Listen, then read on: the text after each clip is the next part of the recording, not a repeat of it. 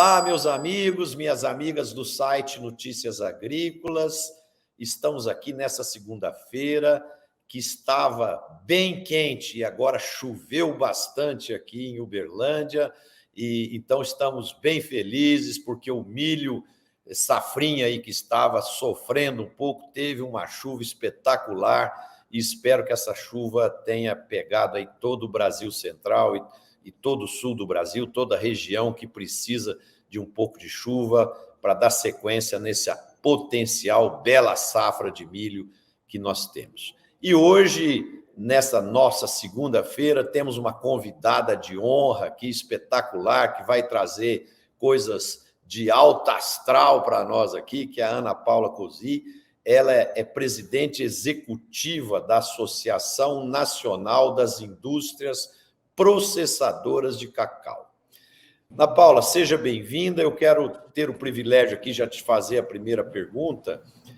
Nós estávamos conversando há pouco aqui e só nesses 3 primeiros meses aqui do ano, o cacau já teve uma alta de cerca de 70%. Isso, imagino eu, tem deixado os produtores muito motivados, muito entusiasmados com a cultura.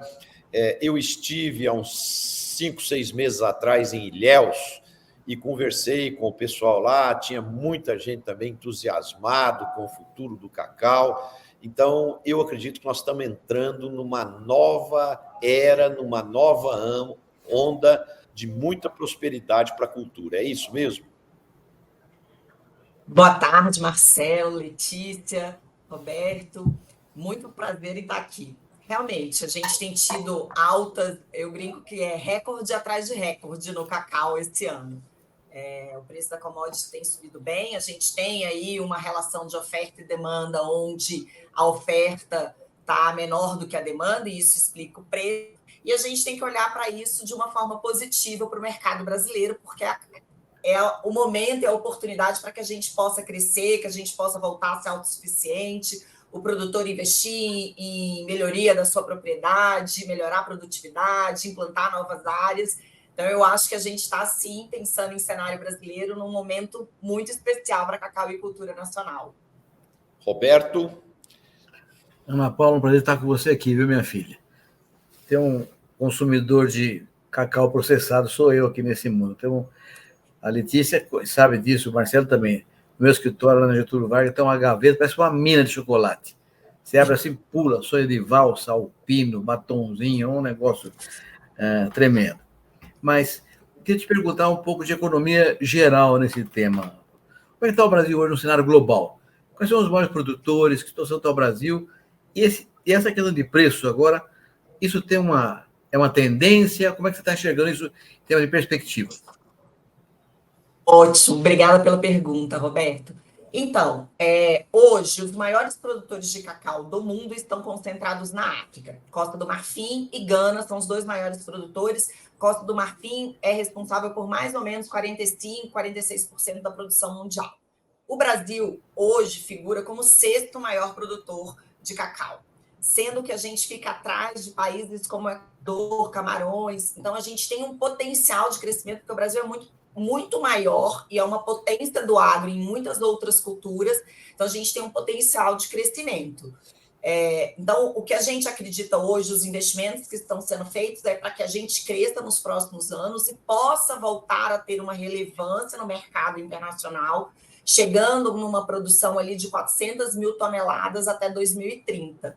Se a gente conseguir alcançar essa meta, a gente vai voltar a figurar ali entre 3º e 4º maior produtor mundial. Em relação aos preços, a gente tem o 3º ano consecutivo de déficit na produção mundial de cacau. Então, a gente está indo para um déficit de mais de 300 mil toneladas de cacau. Então, a não ser que a gente tenha uma redução muito brusca na demanda, a tendência, pelo menos de médio prazo, é de alta no preço. A gente acredita que, a partir do 2º trimestre desse ano, a gente vai ter uma visão melhor do mercado global relacionada à oferta, porque ainda essas altas vêm desde o início do ano passado. A demanda não caiu como se esperava. Então, o que não se sabe agora é se como teve uma aceleração desse crescimento no preço, aumento do preço, isso vai impactar a demanda global. Letícia? Ana Paula, que prazer, na verdade, estar aqui com você, né? Eu falei aqui há pouco com você, mas quando viram a charge do Conexão Campus Cidade, vários grandes amigos ligaram aqui. Você vai estar com uma das melhores pessoas do mercado.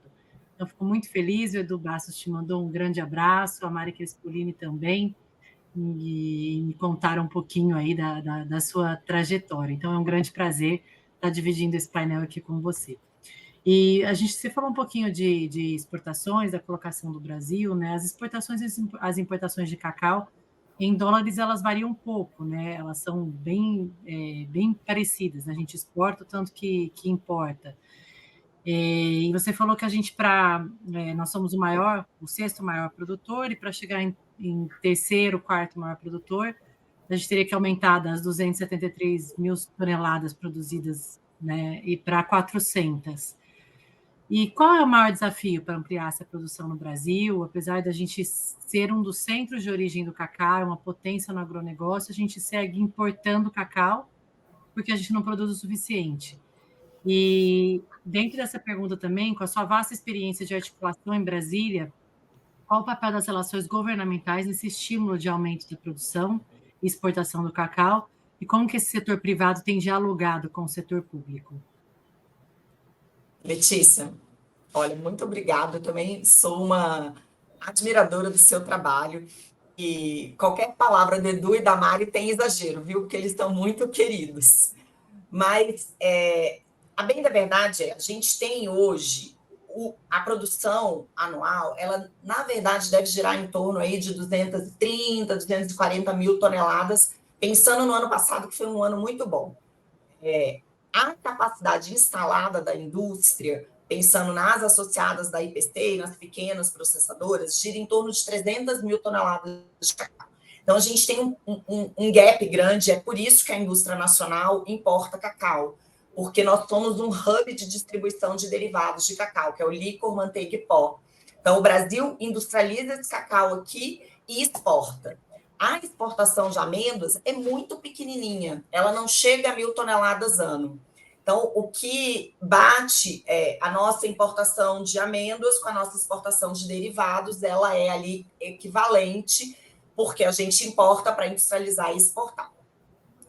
E, olha, existem dois grandes desafios, e eu brinco que, no fim, tudo está inserido na mesma coisa, né? A gente precisa aumentar a produção, e aí a gente precisa melhorar a produtividade das lavouras existentes. E a gente precisa implantar novas áreas, porque se a gente implantar novas áreas, a gente consegue trabalhar, inclusive, com recuperação de áreas degradadas. E tudo passa por uma boa assistência técnica. Então, hoje, o trabalho que a gente tem feito como coletivo da cadeia é investir em assistência técnica. Um produtor que tem uma boa assistência técnica, ele melhora a produtividade dele, ele consegue renovar as áreas dele, ele consegue ter acesso a crédito, que é um outro gargalo no Brasil, acesso ao crédito para o produtor de cacau, mas tudo passa por uma boa assistência técnica. Então, a gente tem trabalhado muito em projetos para que esse produtor que alcance o maior número possível de produtores em assistência técnica.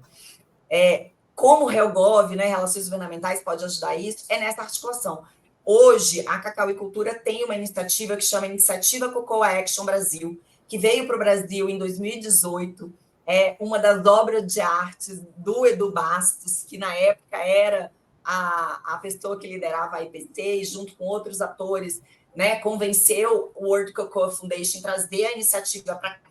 E é uma iniciativa que congrega a indústria moageira, a indústria chocolateira, produtores, governo federal, governo estadual, onde a gente prioriza ações. Então, a gente tem um plano que a gente trabalha melhoria das cooperativas, a gente trabalha assistência técnica, a gente trabalha a questão do crédito, a gente trabalha a promoção do trabalho decente, com vistas a retomar a relevância da cacauicultura no mercado global.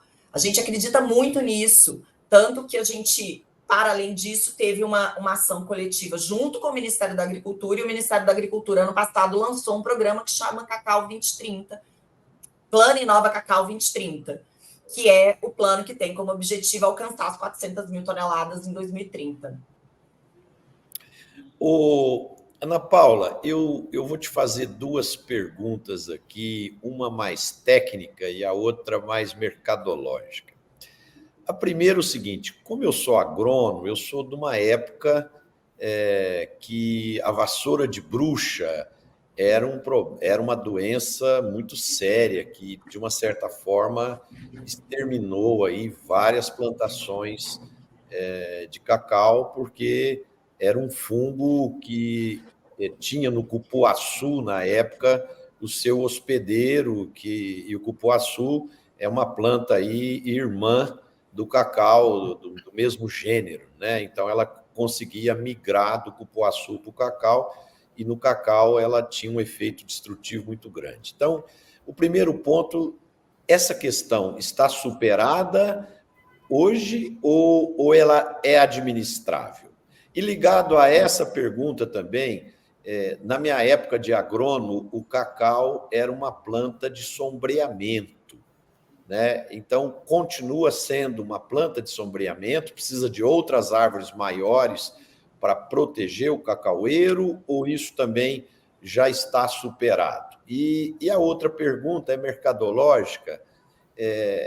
Por tudo que você explicou para nós aqui, os grandes produtores os países da África, a Costa do Marfim, Gana, Camarões e o próprio Brasil, aí, entre os 6 maiores, né?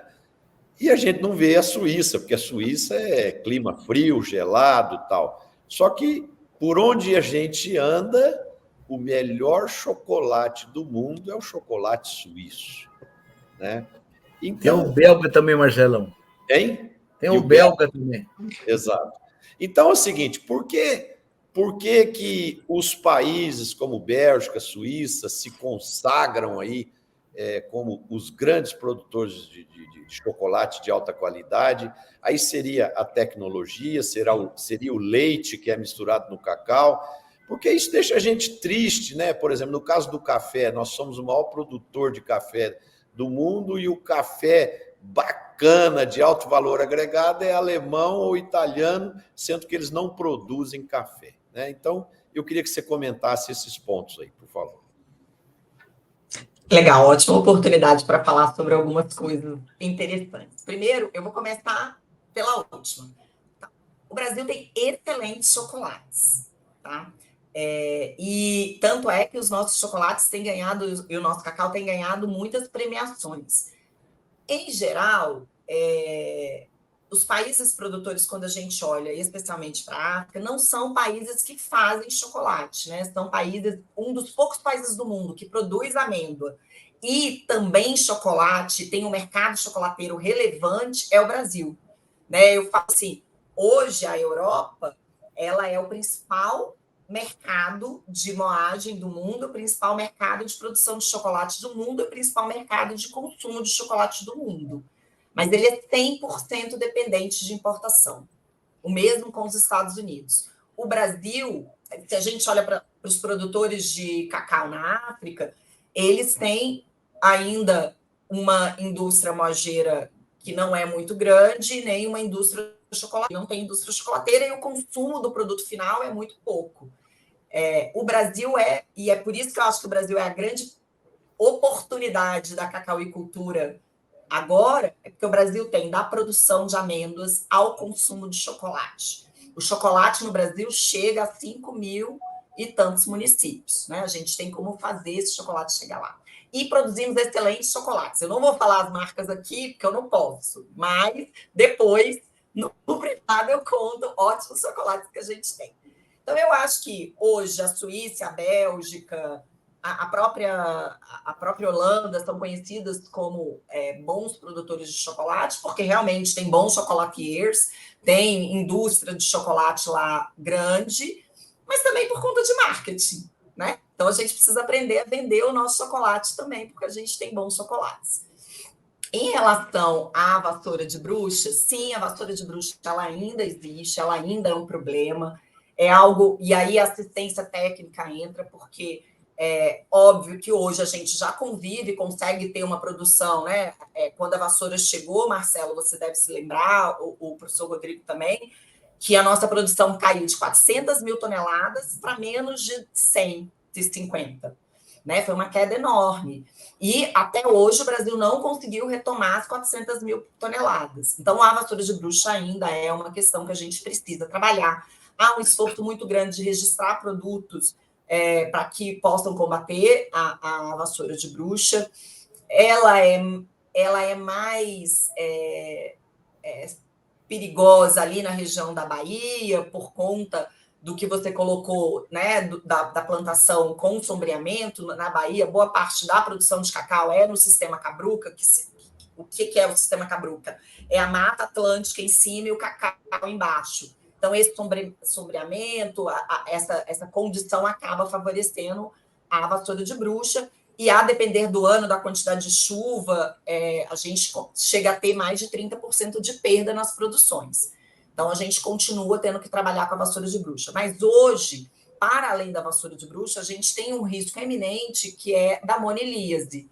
A monilíase é uma praga muito, muito séria, que hoje não tem na região produtiva, e até alguns anos atrás não tinha no Brasil, mas que, infelizmente, desde 2021 a gente tem encontrado alguns focos ali no Acre e agora no Amazonas. E todo o esforço do Ministério da Agricultura e dos órgãos de defesa fitossanitária do Brasil, e especialmente da região, né, ali do Pará, Rondônia, que são 2 estados importantes na produção de cacau, tem sido para evitar que esta praga entre no Brasil. Mas também a gente tem trabalhado para aprender a conviver com a praga. Porque se você olha para o Equador, eu não falei sobre isso, mas o terceiro maior produtor de cacau no mundo é o Equador.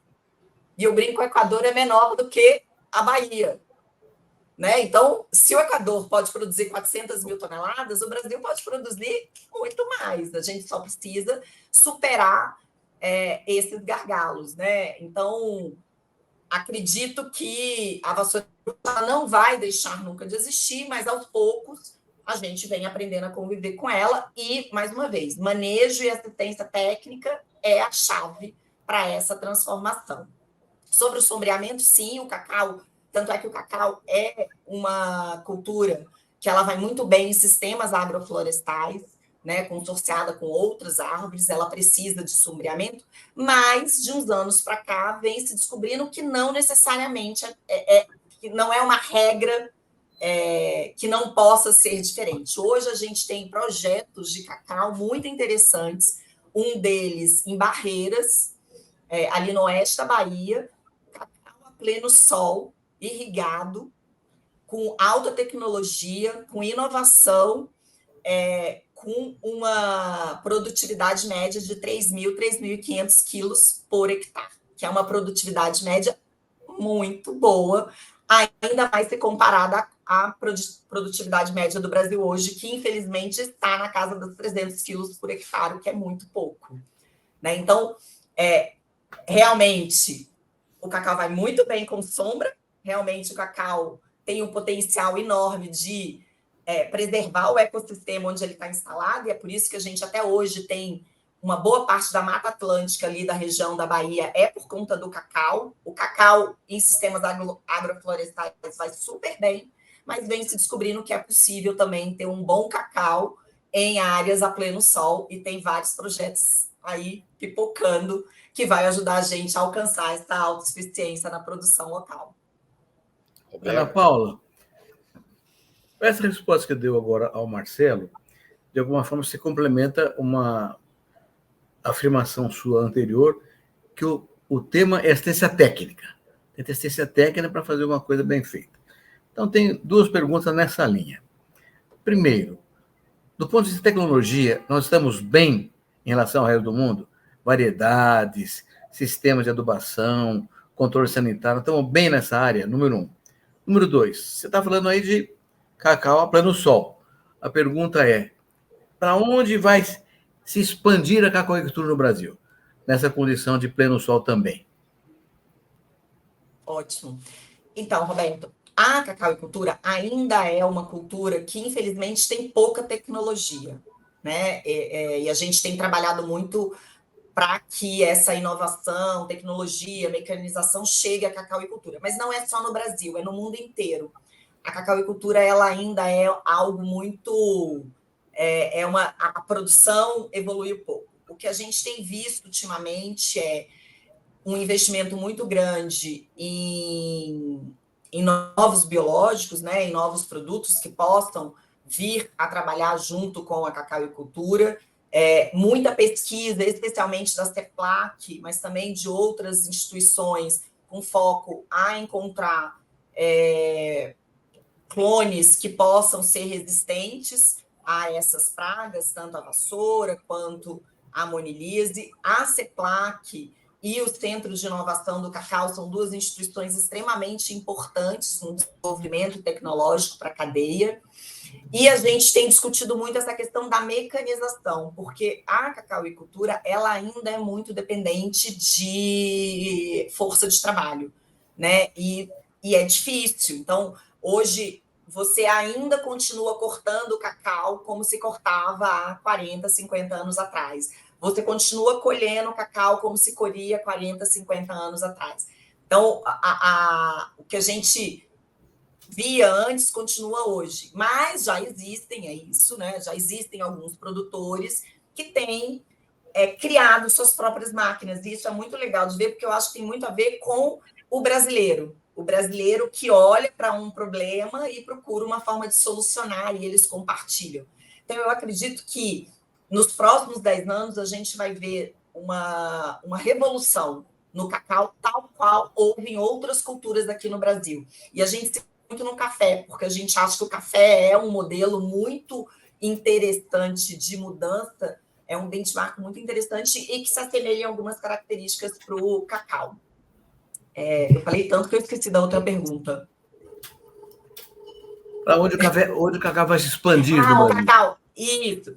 Então, a gente tem tido um investimento grande ali no oeste da Bahia, né? Então, a gente tem um projeto interessante em Barreiras, um outro projeto bem interessante em Cocos, tem projeto em São Paulo, tem projeto no Ceará, tem projeto em Tocantins, no Mato Grosso. E todos, alguns a pleno sol, mas na grande maioria com foco em restauração de áreas degradadas, porque o cacau é uma das melhores plantas para restauração de áreas degradadas. O cacau, ele é uma planta perene, que o enraizamento dele é profundo, então ele ajuda na regeneração do solo, na questão da água, ele reduz carbono da atmosfera. Então, o cacau, nesses projetos, a gente tem discutido muito com o governo, né? Vamos colocar o cacau como, não como a única, mas como uma das culturas interessantes para a regeneração de áreas degradadas. E a gente tem, por isso que eu digo que a gente tem um potencial de crescimento muito grande, porque a gente tem bastante área. Óbvio que o cacau, muito provavelmente, não vai dar certo no sul do país, né? Mas a gente tem ali, né, entre essa parte do Equador, né, das duas linhas do Equador, que é uma área que o cacau vai muito bem. Ana, tá movimentado aqui os comentários do nosso chat, né? Muitas pessoas perguntando aqui: o cacau pode ser cultivado em consórcio com outras espécies, com lavoura, pecuária, floresta? Trouxe um pouquinho aí. A cadeia do cacau pratica o fair trade com os pequenos produtores no Brasil. A participação de produtores da agricultura familiar é elevada. O cooperativismo é uma das alternativas fomentadas pelo setor? Essa até seria a minha próxima pergunta, né? Porque eu estava lendo aqui, você pode me corrigir, mas que a gente produz isso em 93 mil estabelecimentos. Eu não sei como é que é a pulverização disso, se a maioria são pequenos, e se a cooperativa ela é estimulada, se existem cooperativas também para resolver esses problemas. E tem outro aqui, ou programas como Restaurar a Amazônia, que atende 1.500 produtores que produzem cacau e gado de corte, seriam as melhores soluções? Ótima pergunta. O cacau hoje, ele está concentrado no pequeno produtor e na agricultura familiar. A gente pode dizer aí que 70%, 75% da produção é de agricultura familiar ou pequeno produtor. A gente tem uma expansão, assim, a gente tem produtores na Bahia, no Pará, no Espírito Santo, em Rondônia, e produtores em distâncias muito longas do centro industrial. As indústrias hoje estão, basicamente, na Bahia. Então, nós temos 3 fábricas em Ilhéus, uma em Itabuna, uma fábrica em São Paulo e uma fábrica em Belém. Então, a concentração fabril está principalmente na Bahia. O que acontece? A indústria hoje ela só consegue comprar direto do produtor cerca de 25% do que ela precisa. O restante ela compra de intermediários, sejam cooperativas ou comerciantes. E a gente entende que boa parte das questões relacionadas à cadeia, elas precisam ser endereçadas via cooperativismo. Mas, infelizmente, hoje o cooperativismo no cacau ainda não é a principal forma de relacionamento do produtor. Então, a gente tem fomentado muito, a gente tem lá dentro da iniciativa Cocoa Action Brasil, uma das nossas linhas de atuação é fomentar o cooperativismo, porque a gente compreende que eles, né, o produtor estando associado no cooperativismo, ele tem uma melhor forma de negociação na venda, melhor forma de negociação na compra dos seus insumos, ele tem treinamento, ele vai ter assistência técnica. Então, isso é super importante, o cooperativismo, e a gente tem trabalhado para isso. A questão do consórcio, o cacau pode ser consorciado com várias outras modalidades produtivas. O que precisa avaliar e aí precisa de um assistente técnico, não sou eu que vou ter essa capacidade para falar, mas o que vai precisar avaliar é se a planta convive bem com o cacau, né? A gente sabe de consórcio de cacau com açaí, cacau com banana, cacau com coco. Eu sei que tem projetos de cacau com pecuária. Então, tem vários projetos consorciando cacau com outras culturas. E é uma das principais culturas para sistemas agroflorestais. Então, eu acho que isso é um diferencial para o cacau e é um diferencial do cacau no Brasil. Porque o que eu tenho, assim, a gente tem feito um trabalho, especialmente começando esse ano, de levar a imagem do cacau brasileiro para fora do Brasil. E o que a gente tem reforçado muito é que o cacau brasileiro ele é sustentável. O cacau brasileiro ele convive com a Mata Atlântica. A Mata Atlântica é preservada naquela região por conta do cacau. Na floresta amazônica, ele é originário da floresta amazônica, e como tal, ele pode ser usado para recuperar a área degradada, né? Para refazer a floresta. Então, a gente não precisa desmatar, porque aonde o cacau está, se a gente melhorar a produtividade, lembra que eu falei que a produtividade é muito baixa? Se a gente conseguir mudar essa realidade da produtividade de 300 quilos por hectare para uma produtividade média de 800 quilos por hectare, a gente vai mais do que dobrar a nossa produção.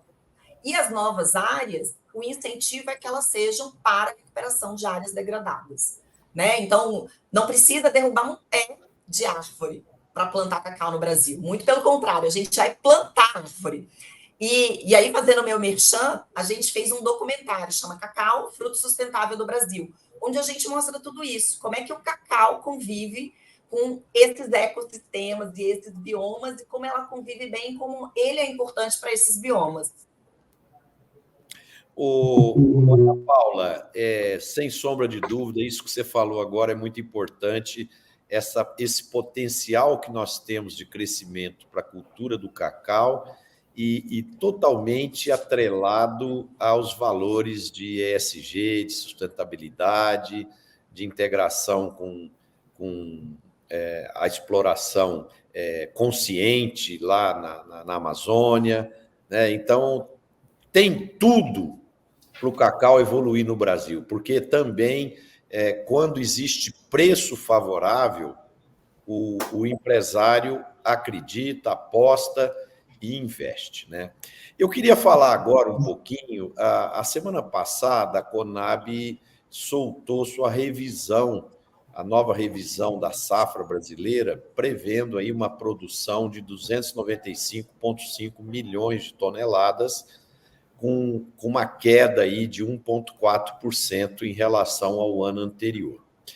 Mas o que eu queria enfatizar aqui é o caso da soja, né? A soja, a previsão da Conab é de 146,9 milhões de toneladas, e nós temos aqui uma diversidade de previsões muito grande, né? O USDA prevendo aí cerca de 155 milhões de toneladas, a ProSoja falando aí de 130 milhões de toneladas por causa das quebras. E aí, se a gente pensar assim, o governo americano não quer que o preço da soja suba agora, porque é a soja brasileira que está na jogada. Então, convém dar um número maior de safra brasileira. Aí você olha para os produtores, os produtores estão preocupados com as quebras, tal, então acabam fazendo uma previsão mais conservadora. Por outro lado, as consultorias especializadas estão dando aí algo entre 145 e 152 milhões de toneladas. Agora, todo esse imbróglio de previsões aí, que está variando de cerca de 25 milhões de toneladas, comparando a mais baixa com a mais alta, que significa praticamente uma diferença aí de 15%, uma diferença bastante alta, né? Da menor para maior. O que a gente pode analisar aqui? Nós estamos hoje de um novo dólar valendo mais do que R$5, porque a inflação nos Estados Unidos não abaixa, o Banco Central não vai conseguir baixar os juros lá nos Estados Unidos na velocidade que ele esperava. A soja em Chicago está andando de lado aí entre 11,80 e 12 dólares o bushel, né? E aqui fica um ponto de reflexão. Os agricultores brasileiros estão esperando o quê do preço da soja? Eu acredito que existe um ponto muito importante que, exceto o plantio da safra norte-americana em maio, com potencial laninha em julho, esse sim é o grande fator que pode fazer soja subir ou cair. Fora disso, não tem muito motivo para grandes alterações do preço. Então, é muito importante que o empresário rural que está nos assistindo fique muito atento às notícias, a essas questões, porque nós temos ainda uma taxa de juro muito alta no Brasil, que está ainda sendo reduzida pelo Banco Central, mas mesmo assim é uma taxa de juro real bastante alta e precisa medir com sabedoria o time de vender, porque senão muita gente fica carregando endividamento e postergando quitação de empréstimos, esperando uma alta. Se essa alta não vier, aí a rentabilidade fica mais comprometida, né? Então, não sei a opinião sua, Roberto, Letícia, Ana Paula, vocês querem comentar um pouco sobre isso? Marcelo, sobre o tema preço, é um tema que eu hesito muito em conversar, porque já vi tanta gente perder credibilidade por causa de falar de preço, que eu não gosto muito. Mas concordo com a tua opinião geral. As razões que possam mexer com o preço atual são basicamente ligadas à produção norte-americana, que vai ser colhida no segundo semestre, mas também, Marcelo, as estatísticas brasileiras. Isso é uma coisa, para mim, a coisa mais chata disso tudo, você já assinalou aí, é a diferença de previsão, né? Que chega a 25 milhões de toneladas de diferença entre o máximo e o mínimo previsto. Isso mostra, na verdade, uma nossa dificuldade de fazer estatísticas, o que é um fator limitante para políticas públicas e até para o produtor comercializar sua safra. Ele fica em dúvida sobre qual é o que vai acontecer de verdade e fica preso nessas informações que são muito díspares. Mas é preciso considerar o seguinte: a ProSoja está vivendo isso, os produtores da soja estão vivendo isso, e é um fato interessante esse ano, Marcelo. Eu conheço gente, grande produtor de soja, que começou a colher uma safra dando 30 sacos por hectare, 25, 30 sacos, e na mesma fazenda está colhendo 60 sacos por hectare na sua área mais tardia. Então, a disparidade de informações realmente é muito difícil. E eu entendo perfeitamente como é complicado para o Brasil fazer essa conta adequada em relação à produção da soja esse ano. Muito difícil, porque não é só o tamanho da área que vai ser colhida, com produtividade maior ou menor, o tamanho do grão está pesando muito também, o peso do grão está pesando muito na produtividade, gerando muita surpresa negativa. Então, a grande questão realmente está nessa dissintonia, essa total assintonia em relação ao tamanho da safra. Mas entendo isso e sou propenso a acreditar que os produtores têm mais razão do que qualquer outra instituição que está olhando o setor. Agora, Marcelo, isso tudo tem uma outra complexidade. Então, temos no Brasil a Conab e o IBGE estimando safra. 2 órgãos do mesmo governo estimando a produção, com diferenças não são muito significativas, mas são diferentes as avaliações. Então, isso tudo mostra como nós estamos mal colocados em termos de estatística. E estatísticas são fundamentais para a gente ter políticas públicas. Se você não sabe o tamanho, não sabe o que está estocado, você não está guardando para produzir, você não pode ter políticas públicas adequadas e de uma rede de comercialização adequada. Então, a preocupação maior é quanto à precariedade das nossas estatísticas. Agora, quanto a preço, concordo plenamente com você. Vai depender muito do que for sinalizado pela safra americana. E, por outro lado, Marcelo, tem uma consequência disso também, que é a safra de milho. Né? Nós estamos agora já cultivando a segunda safra, a antiga safrinha, que hoje é safrão de milho, que foi sacrificada também pelo atraso no plantio da soja, na colheita de soja. Então, também no milho há uma certa diversidade de valores estimativos quanto à safra. Tudo muito complicado para o produtor rural. Quem é o grande sacrificado, isso é o produtor rural que fica sem saber qual é o número que ele deve acreditar. Por isso, muito importante estar acompanhando aqui no site Notícias Agrícolas todos os dias as informações do mercado, tendências, para que cada um tome suas decisões de forma mais precisa. Letícia, algum comentário sobre esse assunto? Marcelo, eu ia trazer um outro assunto aqui. Quer falar, Ana Paula, sobre esse assunto? Eu acho que só um comentário, acho que o professor Roberto colocou uma questão super relevante sobre as nossas previsões de safra. A gente sofre do mesmo problema no cacau. Lembra que eu falei que a nossa produção fica em torno de 230 mil toneladas? O IBGE diz que é 300. Se fossem 300 mil toneladas de produção, a gente não precisaria importar, porque era o que a capacidade instalada da indústria. Só que as associadas da IPC são responsáveis por 95% do processamento, e a gente recebeu 220 mil toneladas. A gente exporta menos de 1.000 toneladas. Então, a gente imagina, estima que a produção tem sido em torno de 230, 235, alguma coisa assim. Então, esse problema das estimativas de safra no cacau também trazem questões muito sérias, porque é isso, como é que você vai fazer uma política pública se você não sabe realmente qual é a produção local? E é bom saber que não é só no cacau, pelo menos me deixa mais feliz, porque o problema não é só nosso.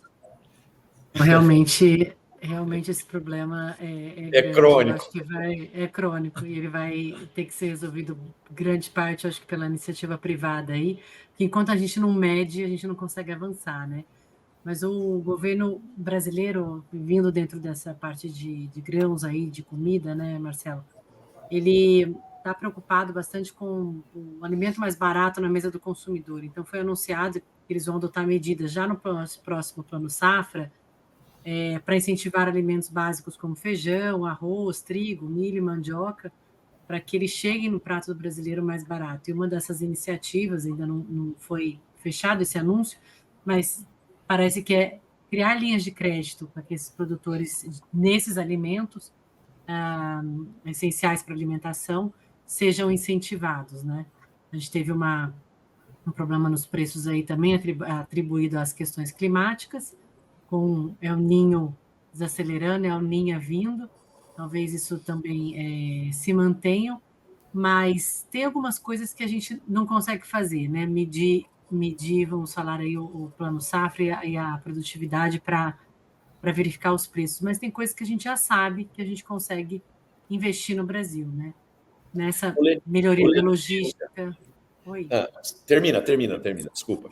Então, falo que tem coisas que a gente já sabe que tem que ser investido e poderiam bastante melhorar os preços que chegam nos consumidores, né? Que é a logística, né? A gente tem armazenagem aqui, todo esse transporte, os impostos, então baixar impostos. Então, a gente tem aí um estímulo a esse crédito, mas a gente tem que melhorar essa competitividade através do que a gente já sabe que deve ser feito, né? Investimentos grandes para o escoamento dessa produção, armazenamento e também uma melhoria nos impostos. Letícia, é uma pena o Tejon não estar aqui hoje, que é o nosso especialista em comunicação, mas eu vou me meter a entender aqui um pouquinho de comunicação. Eu vi com grande preocupação essa reunião que teve ministerial hoje para discutir ações para derrubar os preços dos alimentos. Por que a popularidade do governo atual ela tem caído bastante e parece que eles estão com a sintonia muito fora da realidade, porque a queda de popularidade do governo não é por causa de alta dos alimentos. A queda de popularidade foi por declarações desastradas do presidente, de outros líderes do governo e assim por diante, né? Então, não adianta querer botar a culpa agora nos agricultores, nos pecuaristas, até porque a maior parte das commodities perderam muito preço, né? Nos últimos 12 meses aí. Então, não faz o mínimo sentido você querer achar que foi o preço dos alimentos que desgastaram a popularidade do governo. Eu acho que interferir na Petrobras, na distribuição dos dividendos, querer colocar o presidente da Vale do Rio Doce, que é uma companhia privada, quer dizer, então é o seguinte, essas coisas feitas de forma atabalhoadas, se meter em encrenca lá do leste europeu, depois do Oriente Médio, essas coisas que têm desgastado o governo. Então, eu acho que é importante o governo fazer uma avaliação do modelo de comunicação e de imagem que ele está tentando passar para os cidadãos brasileiros, porque aqui que está o problema, né? E não culpar a produção de alimentos como a vilã da perda de popularidade. Não sei se vocês concordam. O Marcelo, não só isso, como a parte dos juros também, né? Que o governo trouxe a culpa do aumento de não baixar os juros de forma irresponsável, e o Brasil tem se mostrado à frente de grandes países aí por conta das medidas tomadas pelo Banco Central. Então, a culpa não pode ser do outro. O governo está precisando refletir para poder escrever políticas públicas mais eficientes. O Marcelo, nessa tua linha de pensamento, quero agregar algumas coisas aqui. O governo festejou, há 15 dias atrás, quando o IBGE publicou a primeira prévia sobre o PIB do ano passado, que cresceu 2,9%, que é acima das expectativas dos economistas todos. Sim. Um bom crescimento. Sim. 2,9%. Só Sim. que esse crescimento se deveu à agropecuária, que cresceu 15,1%. Sim. Então, essa é um dado que o governo festejou como se fosse uma obra dele. Na verdade, 2023, nós começamos a plantar em 2022. Então, é uma circunstância inteiramente fora das ações do governo. Mas ninguém fala sobre isso, né?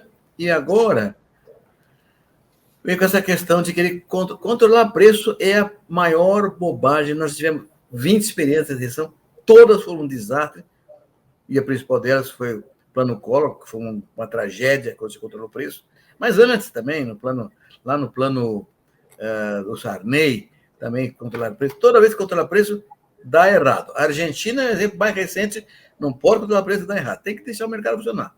Agora, Tem que ter políticas públicas. É o caso do leite, por exemplo. Hoje, o leite tivemos um movimento muito grande lá em Belo Horizonte, porque o leite estão brigando com o negócio do leite há quase um ano e continuam importando leite subsidiado da Argentina e do Uruguai, que vem competir com o nosso leite, que não é subsidiado. Então, as políticas públicas têm que dar, fundamentalmente, isonomia ao produtor brasileiro em relação ao seu concorrente.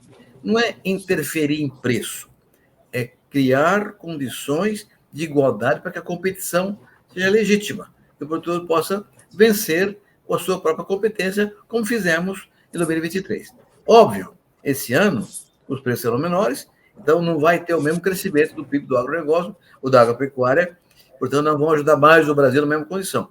Mas exportamos no ano passado 166 bilhões de dólares e não vamos exportar muito menos esse ano, não. Então, o agro, embora não tenha a mesma participação no PIB, continua forte nos empregos e no saldo comercial. Com certeza. Chegamos nessa linha, né, Roberto, recorde de produção de grãos, recorde de abate de animais nesse período, mas isso devido à inovação, investimento em tecnologia, preço mais favorável. E agora?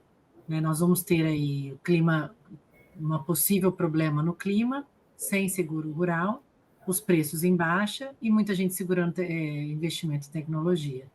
Então, temos que repensar aí algumas ações. Ana Paula, algum comentário a respeito aí? O cacau está subindo muito de preço, hein, Ana Paula? O chocolate aí vai ser controlado o preço. Então, o cacau, acaba que o preço do cacau está muito mais relacionado com o mercado global que com o mercado interno, porque a gente ainda é deficitário, né, na produção de amêndoa. E aí acaba que esse cenário global impacta muito e impacta aqui. E como a gente disse, né, vamos aproveitar, já que os preços estão subindo, para investir, para que a gente realmente volte a ter uma relevância nesse cenário global e aí comece a participar dessa tomada de decisão de preço, né? Acaba que hoje quem influencia é o mercado europeu e o mercado africano. Marcelo. Aqui no programa, viu, Roberto? Aqui no programa a gente não gosta muito de falar de política, não, mas tem hora que não tem jeito. Então por exemplo, tem um projeto de lei rodando aí no Congresso para terminar com a reeleição e os mandatos ficarem de 5 anos para prefeitos, governadores e presidente e deputados, e de 10 anos para senador.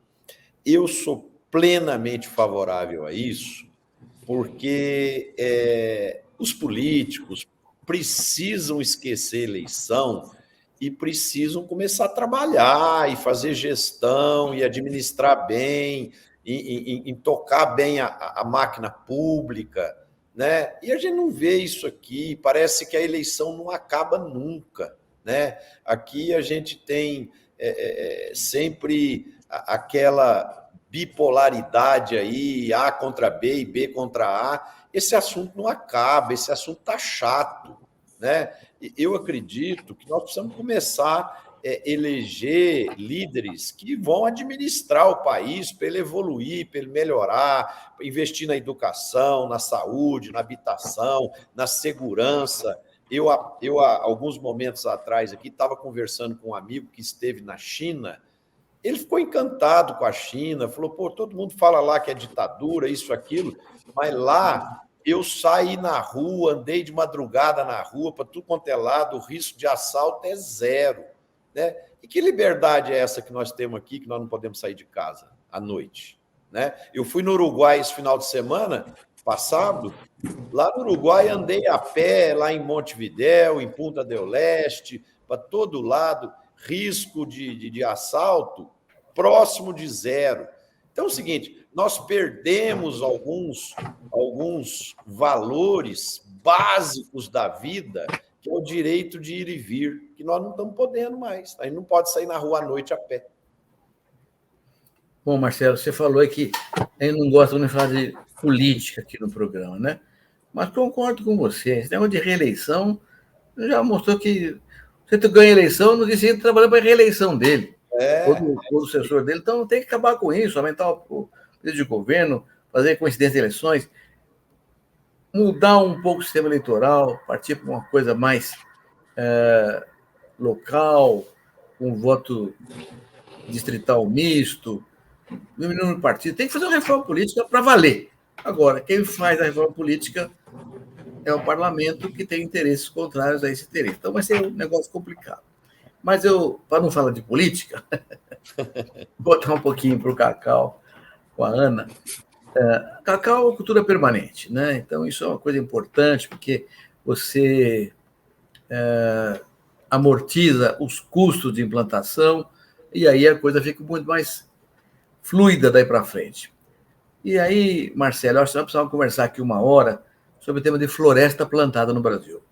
É um tema que está explodindo no país. Hoje, nós já temos no Brasil quase 10 bilhões de hectares de floresta plantada.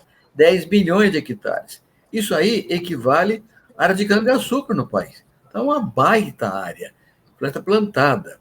E esse pessoal, de acordo com o IBA, que é a indústria de árvore do Brasil, árvores plantadas, esse pessoal que tem 10 milhões de hectares de árvore plantada, basicamente pinheiro e eucalipto, ainda cuida de 6,7 milhões de hectares de mata nativa, para poder garantir a sua área de reservas legais, etc. Então, é um setor importantíssimo e com uma característica curiosa, que a gente nem sabe direito. Outro dia, eu estava com o pessoal do IBA, disseram que a madeira, floresta plantada, serve para mais de 1.000 utilidades. A gente estava sempre olhando que é celulose, papel, painel vegetal, livro, mas serve para alimentação, para embalagem, para tanta coisa. A plantada, sem falar em carvão, que é óbvio, né? Para a indústria siderúrgica, basicamente. Até tecido, Bira, até tecido. Até tecidos, aí fralda, então, tanta coisa. Então, é uma atividade importante. E outra, uma atividade que sequestra carbono. Então, nós estamos olhando agora essa briga na Europa, os produtores europeus que estão discutindo a sua exagerada ida para o verde dos governos europeus, e fizeram uma reação muito grande, eu estou até voltando atrás, mostra que esse segmento nosso aqui no Brasil sequestra carbono para valer. Então, é uma atividade na direção da descarbonização da economia verde muito positiva. Estão olhando pouco para esse segmento. E outra, viu? Já é o 5º setor mais importante das exportações do agronegócio brasileiro. Então, nós precisamos fazer aqui uma conversa com o Marcelo, aqui no Conexão, com a turma do IBA. Vale a pena. Já ficam publicamente aqui convidados a turma do IBA aí, e depois a nossa produção vai entrar em contato com eles para a gente conversar um pouco mais sobre esse assunto. Bom, amigos, o tempo voou, o papo com a Ana Paula foi muito bacana, Ana Paula, fantástico aqui a sua presença. Eu queria agora fazer a nossa rodada final aí de 1 minuto, cada um deixar sua mensagem, e eu quero começar com você, agradecendo sua presença e deixar as portas do programa sempre abertas para você voltar aqui conosco. Bom, obrigada, Marcelo, Letícia, Roberto, foi muito bacana participar especialmente com pessoas que são referências no agro. Eu sei que o professor Roberto não gosta de ser chamado de ministro, mas eu lembro dele sempre aqui em Brasília, então isso para mim é muito especial. E queria deixar uma mensagem positiva para a cacauicultura. Eu acredito muito na cacauicultura brasileira, eu acredito que a gente tem um potencial de crescimento tremendo. Eu estive em Amsterdã falando da cacauicultura brasileira com vários parceiros e eu vi que o Brasil é um país que está despertando muito interesse e a gente precisa incentivar, né? A gente precisa trazer investimento, seja nacional e internacional, para grandes projetos, para que essas 400 mil toneladas que a gente espera deixe de ser uma expectativa e se torne uma realidade. E 400 mil toneladas de cacau sustentável, né? Para a gente poder não só consumir um chocolate sustentável no Brasil, mas também abastecer o mundo com esse nosso cacau. Legal, Ana Paula. Muito obrigado aí mais uma vez pela sua presença. E vamos fazer esse cacau crescer, não para 400, mas para 1 milhão de toneladas aí, e para a gente virar um grande exportador mundial de cacau. Letícia. Queria agradecer a Ana Paula por estar aqui hoje conosco, né? Aprendi bastante aqui sobre cacau, é um grande prazer, na verdade, de conhecer. Marcelo, eu queria trazer um último assunto aqui nessa minha despedida, né? Que nesse ano a gente comemora 50 anos de relações comerciais com a China. Você trouxe aí a China, a segurança, e ela acabou de habilitar 38 plantas frigoríficas para exportação de carne. Carne bovina, suína, não é só a maior parte carne bovina, suína é uma e mais 8 de frango, né? Mas hoje a gente já tem habilitadas 144 plantas frigoríficas. Essas exportações devem crescer, eles já estão deixando o terreno pronto também, e isso pode ser ou não devido, né, às eleições que a gente tem nos Estados Unidos, que deve preocupar um pouquinho aí a China também. Então, pode ser que a gente exporte muito mais carne com essas plantas habilitadas, a competitividade do preço vai crescer, mas o consumo interno, que representa 70% do que produzimos, ainda está caindo. O preço caiu, mas o consumo também. Então, estamos com as medidas aí para motivar uma produção de arroz, feijão, igual eu trouxe lá para o governo, a gente já discutiu as implicações, mais carne também, o consumidor brasileiro não está conseguindo comprar os seus 2 quilos de carne aí, estimados, né? Isso é o ciclo da pecuária e deve melhorar com esse aumento das exportações. Então, obrigada a todos, uma ótima noite e nos vemos semana que vem. Obrigado, Letícia. Roberto, sua mensagem. Ô, Marcelo, vou demorar um pouquinho mais hoje, você vai me dar licença. Primeiro, eu quero comentar muito a Ana Paula pela participação dela, agradecer muito pela presença dela aqui, e vou convidar a Ana Paula para fazer uma entrevista comigo no República Agro. Fica fria que você vai ter que gastar um pouco mais de tempo comigo aí. Complementando a Ana Paula, a Letícia também. Eu acho que a Letícia, a gente tem falado muito pouco sobre isso aqui, fazendo um trabalho espetacular no tema de educação. A Ana Paula falou que é uma questão central na cacauicultura, assistência técnica e, portanto, ciência. Ciência não existe educação. O que a Letícia está fazendo com o idioma escolar é uma coisa fantástica, maravilhosa. Eu quero comentá-la a cada dia mais pela liderança que ela tem nesse processo. O segundo ponto, Marcelo, eu estive há poucos dias no Oriente Médio, visitando a Arábia Saudita e os Emirados Árabes, Abu Dhabi, Dubai, e fiquei impressionado com a coisa, Letícia, na tua linha. Gente preparada, capacitada, tecnificada, fazer uma revolução extraordinária naqueles países do Oriente Médio, que, por sua vez, são demandadores de alimentos e energia. Imagine que a Arábia Saudita, o principal projeto do governo da Arábia Saudita hoje é o que vai ser depois do petróleo. Já estão olhando para depois do petróleo, maior oportunidade do petróleo. Então, a gente tem estratégia, olha para frente, tem gente trabalhando com futuro, com estratégia. Eu fiquei com a inveja danada daquilo, mas sempre pensando que lá tem um horizonte muito bom para nós, como grandes supridores de alimentos, energia e fibras para o Oriente Médio, além da Ásia, etc. E o último tema, Marcelo, queria só fazer um comentário aqui que me orgulha muito. Essa semana, lá em Guariba, nós vamos ter a celebração da criação do Cooperativa de Crédito Rural. Faz 50 anos esse ano. E eu queria que era Cooperativa de Crédito há 50 anos, sou sócio número 1 daquela Cooperativa de Crédito, que hoje é um exemplo para o Brasil inteirinho, é um modelo muito bem cotado no Brasil inteirinho. Para mostrar que onde você tem gente lá, o que foi o Cooperativa de Guariba? Gente capaz, competente, preparada, motivada, Gente do bem. Que é um banquinho regional espetacular. Então, eu queria compartilhar com vocês a minha alegria de celebrar 50 anos de uma Cooperativa de Crédito que eu tive o prazer de fundar. É isso aí. Boa semana a todos e até segunda-feira que vem, se Deus quiser. Parabéns, Marcelo. Pois não? Só antes de fechar, eu vi que tinha no chat alguém perguntando sobre como é que assiste o documentário. A gente tem um YouTube do Edu Cacau, chama Edu Cacau, que é uma plataforma que a gente divulga um monte de informação sobre cacau, vídeos, cards. Tem tanto um portal na internet, como tem o YouTube, tem no Instagram. Então, nessas plataformas todas vocês acham o Edu Cacau. Legal, Ana. Roberto, parabéns aí para você, parabéns para a turma da cooperativa de Guariba. Esses exemplos a gente tem que reconhecer publicamente aqui e parabenizar mesmo, porque isso enche a gente de orgulho. E é o que você falou, fazendo certo, com simplicidade, com gente do bem, as coisas dão certo.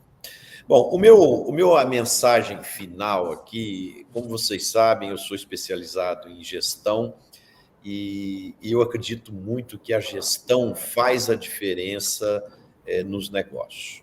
Se a gente olhar para trás, aí nos últimos 3, 4 anos, a agricultura de grãos no Brasil teve um ciclo de abundância bastante grande e de margens muito altas, de margens, eu diria que espetaculares.